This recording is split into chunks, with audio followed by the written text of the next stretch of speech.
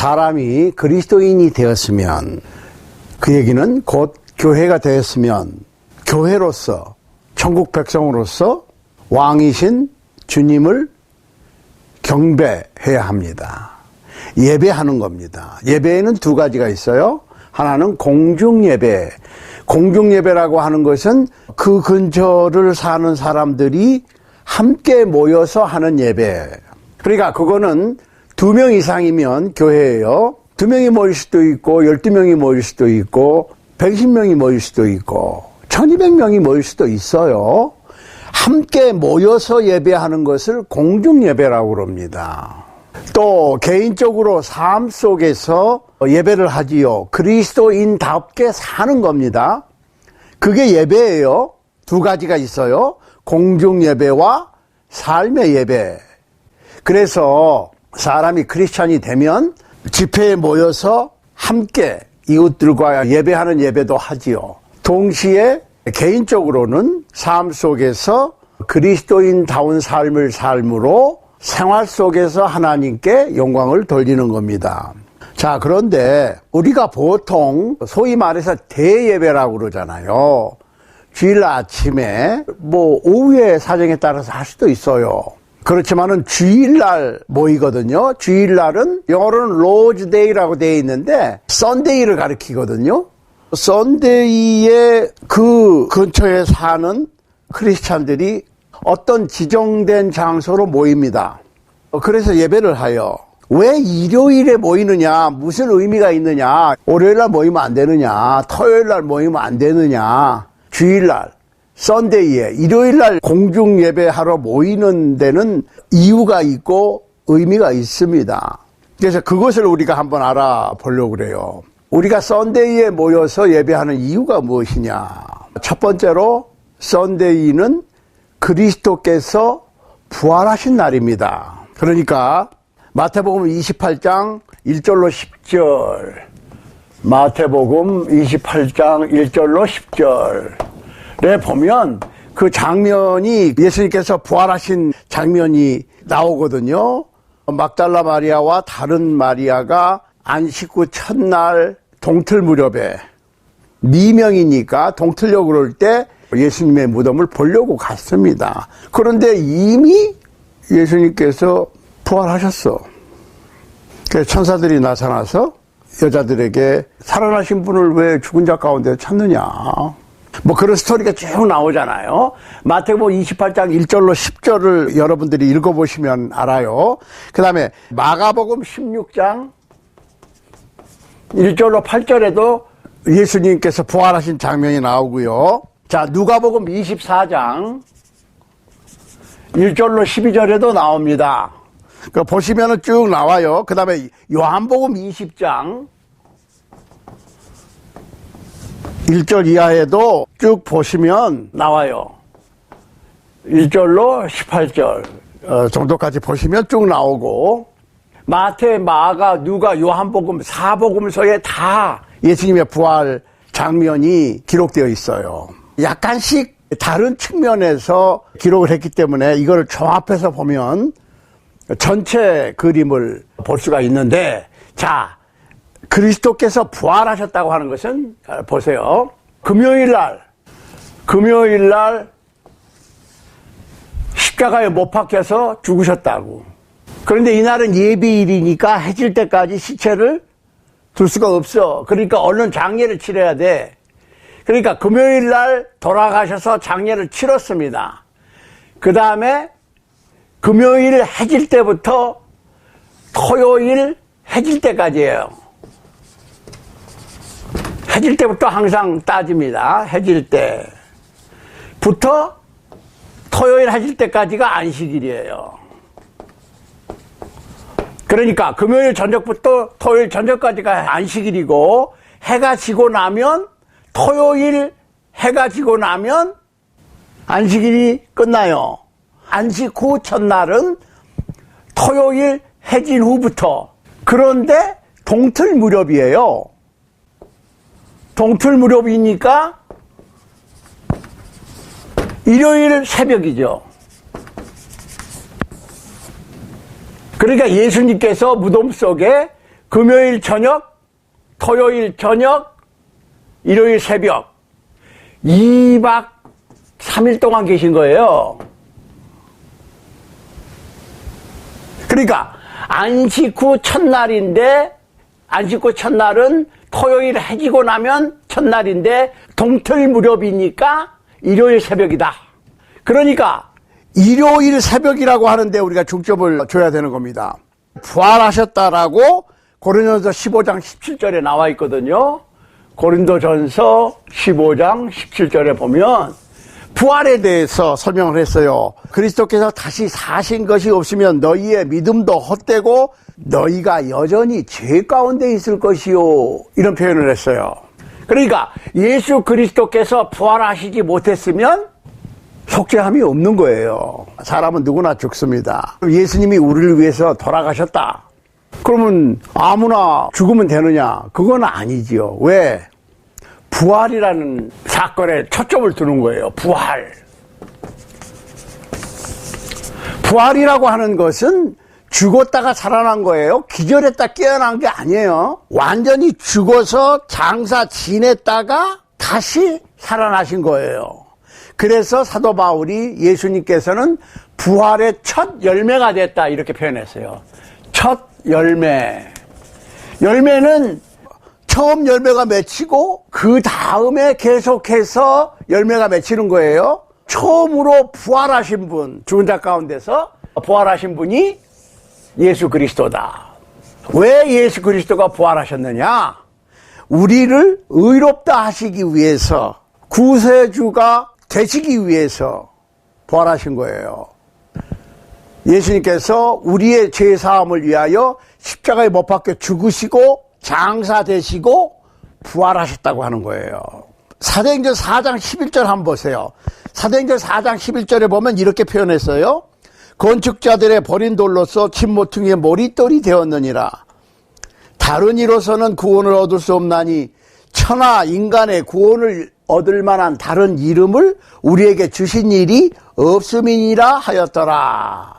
자, 구원 얻을 만한 이름, 구원 얻는 이름, 예수 그리스도의 이름으로 구원받는 거예요.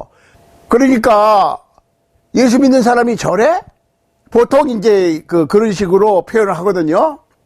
그 예수 믿는 사람도 저래요. 예수 믿는 사람도 잘못할 수 있어요.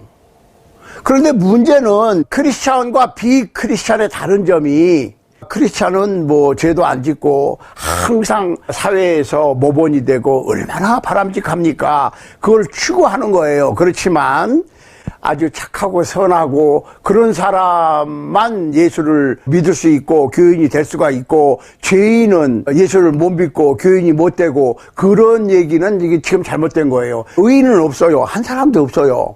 모든 사람이 다 죄인이야. 그렇지만 예수 그리스도를 믿으면 예수 그리스도의 이름으로 죄 용서함을 받은 죄인이지. 그리스도인이 되고 난 다음에 죄를 안 지려고 그러지만은 인간의 연약함 때문에 죄를 어쩔 수 없이 지었다. 그러면은 고백해야지. 그러면 예수 그리스도의 보혈로, 예수 그리스도의 이름으로 용서를 해 주시는 거예요. 그럼 믿지 않으면, 같은 죄인이지만 용서를 받지 못했으니까 구원이 없다는 얘기지.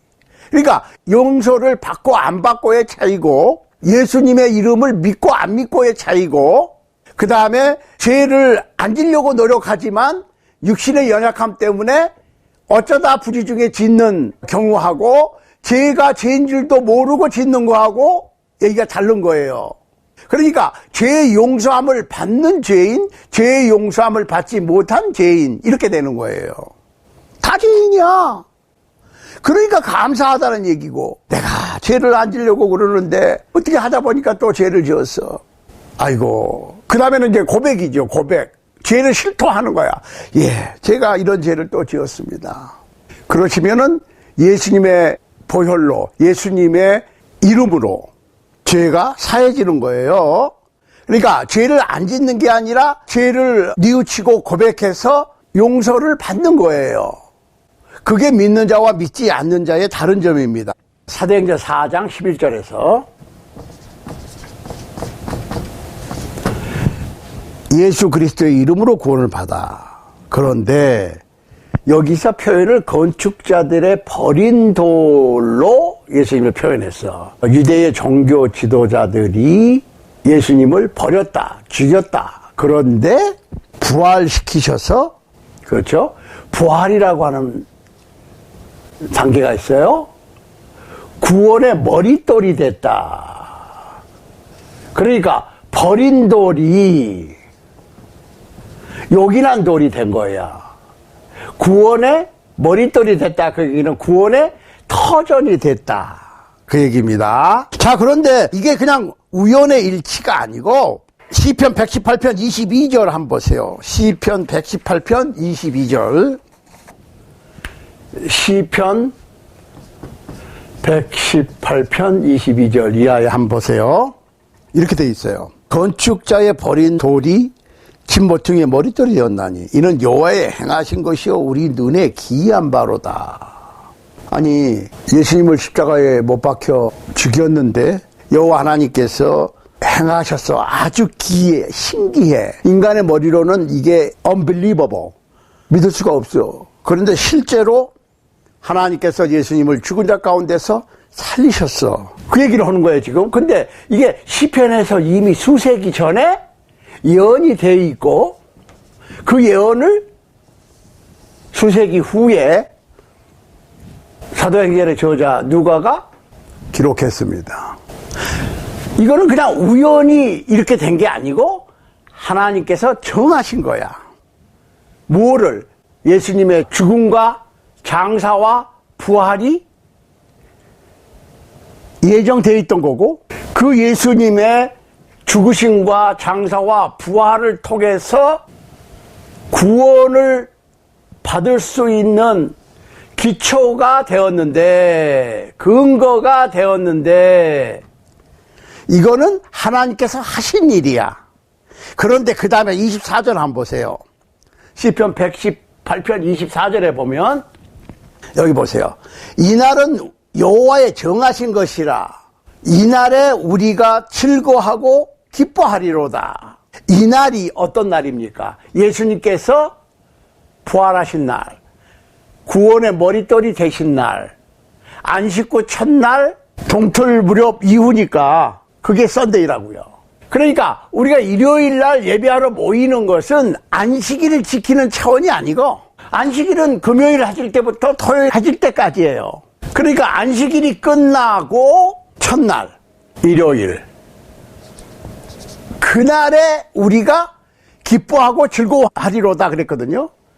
이날은 여호와께서, 하나님 여호와 창조주께서 정하신 날이다. 뭘로? 예수님의 부활로. 예수님의 부활하신 날로 정하신 날이야. 이날에 기뻐하고 즐거워해. 그러니까 일요일날 예배하러 모이는 거예요. 이런 의미가 있어요.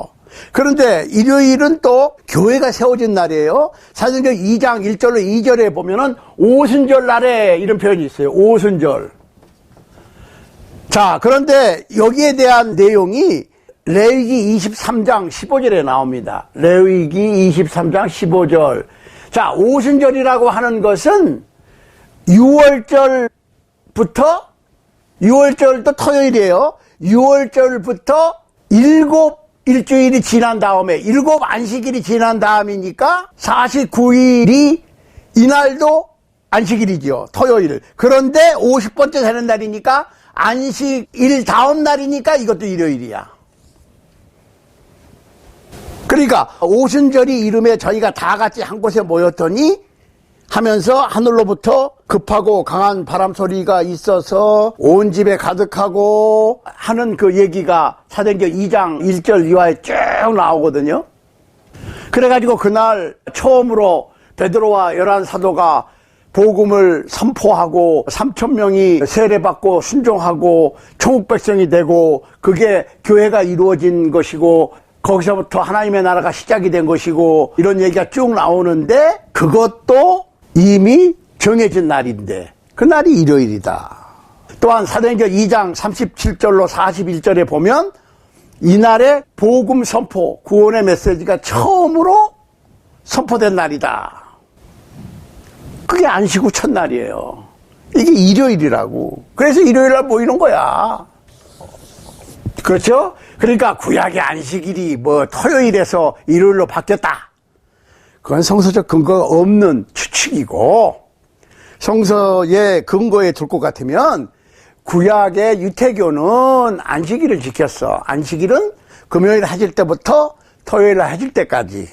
그런데 기독교인들은, 그리스도인들은 예배하러 모이는 날이 안식일이 아니고 일요일인 이유가 바로 하나님께서 예수님을 부활시키신 날, 구원의 머릿돌이 되신 날, 그날에 교회가 세워졌고 복음이 처음 선포됐다. 자, 그런데 그날에 뭐를 했느냐? 사도행전 20장 7절에 보면 이런 말씀이 있어요.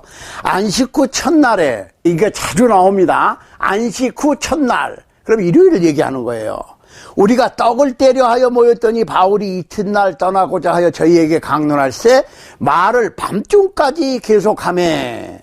이런 얘기가 있어요. 안식 후 첫날에 뭐 때문에 모여요? 우리가 얘기했어요. 처음에 모여서 하는 공중예배, 여러 사람이 모여서 하는 공중예배가 있고 삶 속에서 개인이 그리스도인답게 사는 생활의 예배가 있다. 그러면 공중예배를 하러 모이는데 그 주된 목적이 뭐냐? 떡을 떼러 하여 모였다. 떡을 떼러 하여 모였다. 이렇게 돼 있어요.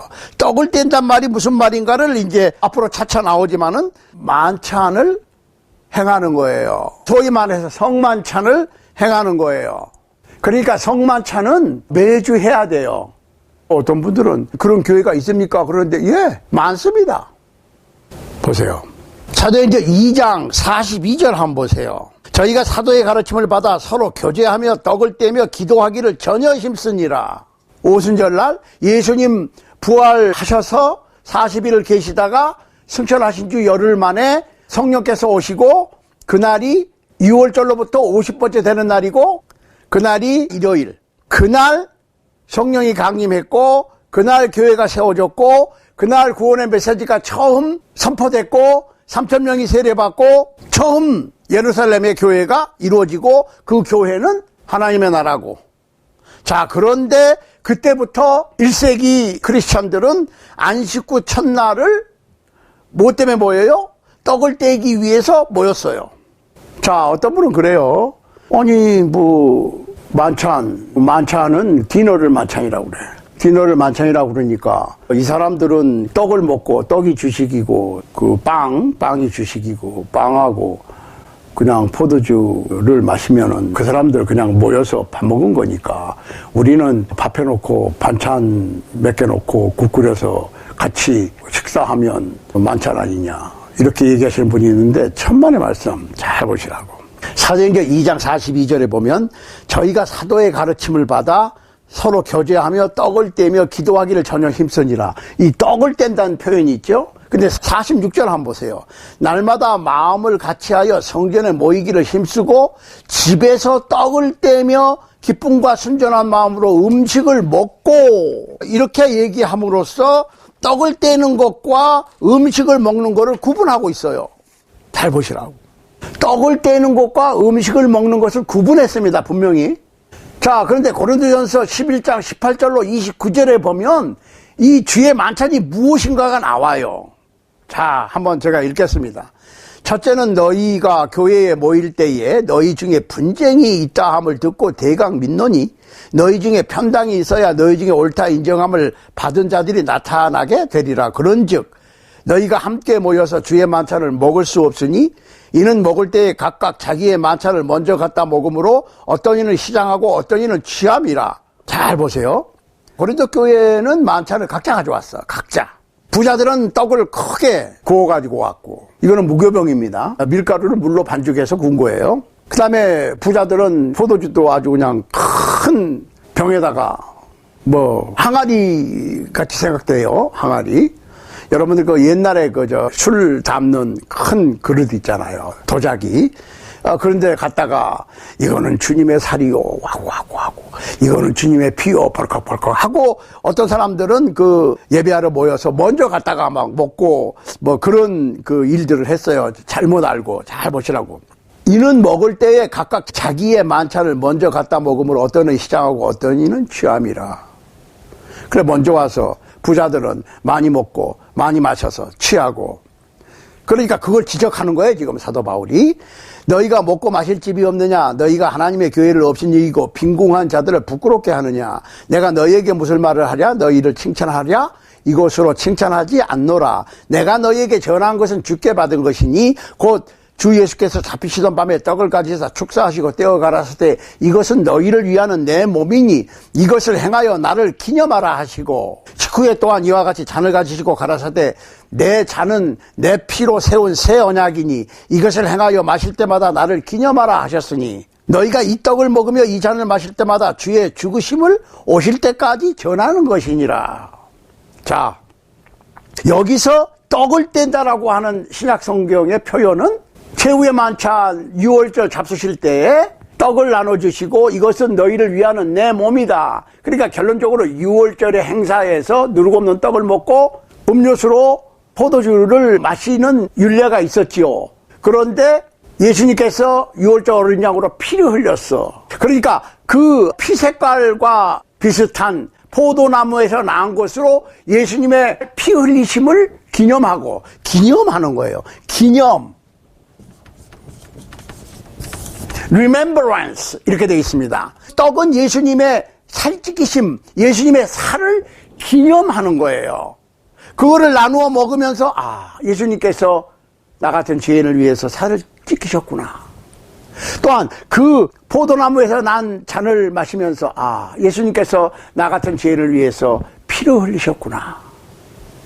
그러니까 예수님께서 내 죄를 위하여 살 찢기고 피 흘리는 것을 기념하는 행사예요.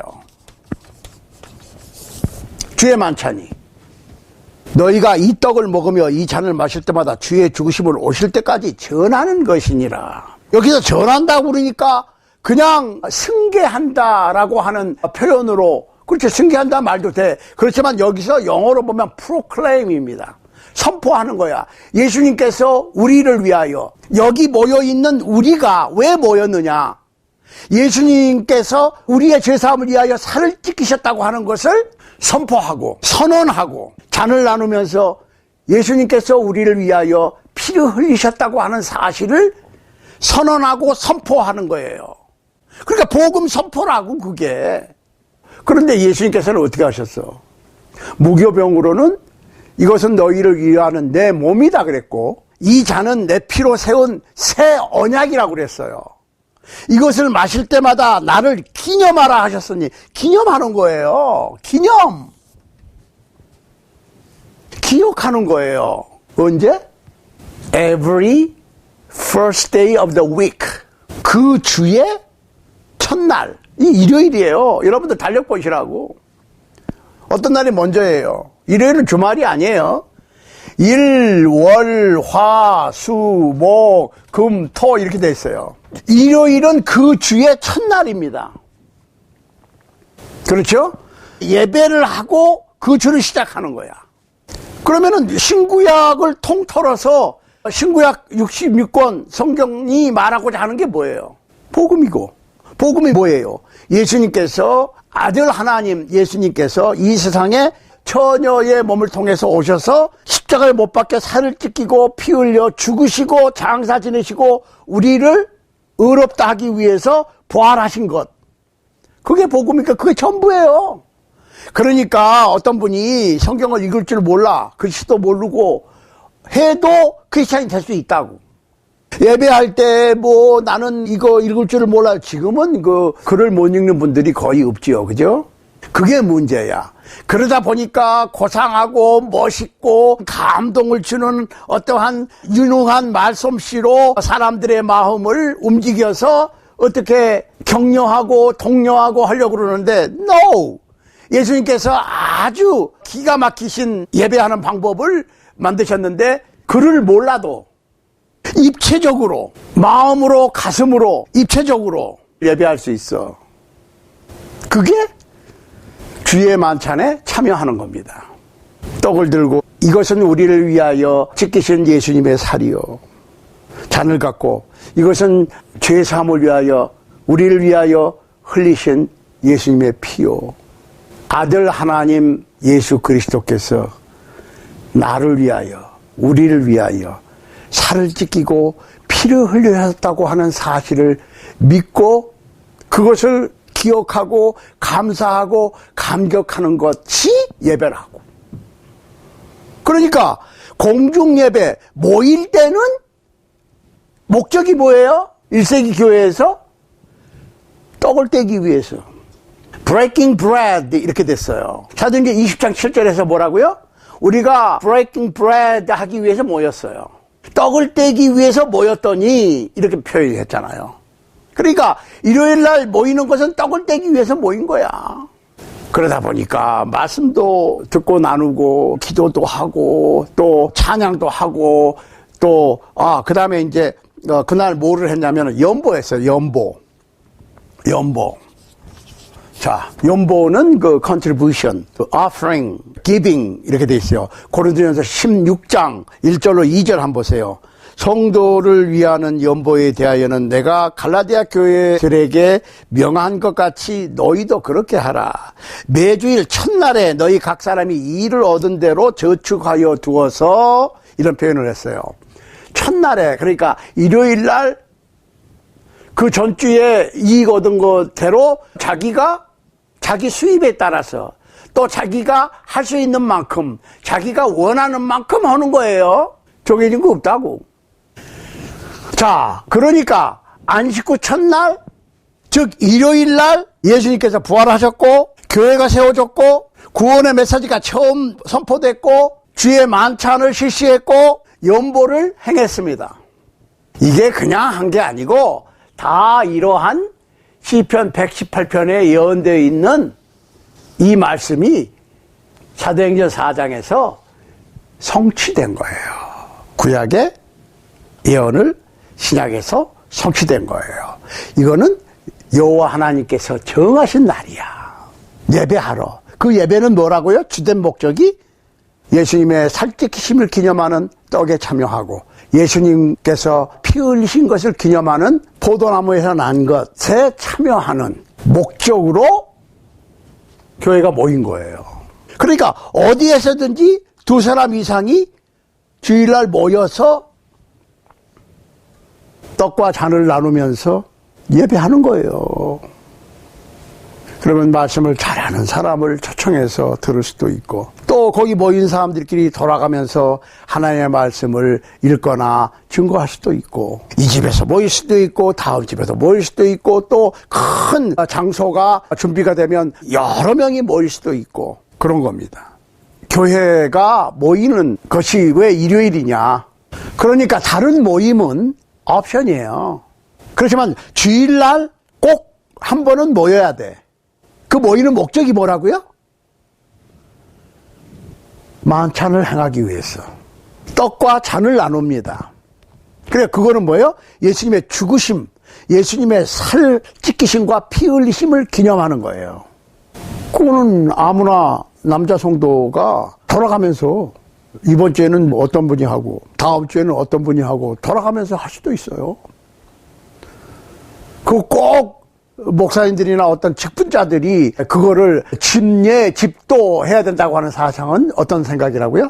구약시대 제사장 같은 생각인데 신약시대는 무슨 말이에요? 너희는 택하신 족속이요 왕같은 제사장들이요 그랬거든. 그 얘기는 모든 크리스찬이 왕같은 제사장이야. 그럼 오늘날의 목사님들이나 전도사님들이나 이런 분들은 그런 분들은 왕같은 제사장들이 제사를 잘 할 수 있도록 가르쳐주고 격려해주고 좋은 예배를 제대로 된 예배를 하게끔 해주는 거지 예배를 대신 드려주는 게 아니라니까요. 이게 신약교회와 구약교회의 다른 점이에요. 여러분 이제 우리가 왜 일요일날 모여서 예배하는지 그 예배의 중심은 예수님의 살을 기념하는 떡을 나누고 예수님의 피를 기념하는 잔을 포도나무에서 난 것을 나누는 것이라고 하는 사실을 우리가 분명히 알았으니까 여러분들 당장 실시하시기 바랍니다. 여러분들 그 밀가루만 반죽해서 기름이나 뭐 소금, 설탕 넣지 말고 굽거나 해서 그걸 떼는 거고 그 다음에 포도나무에서 난 거니까 미국에는 그 100% 포도 줄 수 있어요. 그거를 사다가 하도 되고 어떤 분들은 또 100% 포도주로 하시는 분들도 있는데 그 뭐 포도주든 포도즙이든 첨가물이 별로 안 들은 걸로 하셔야 돼. 아니면은 포도 날 때 포도를 그냥 따서 담궈놨다가 사용하시는 데도 있어요. 그렇게 하셔도 되고.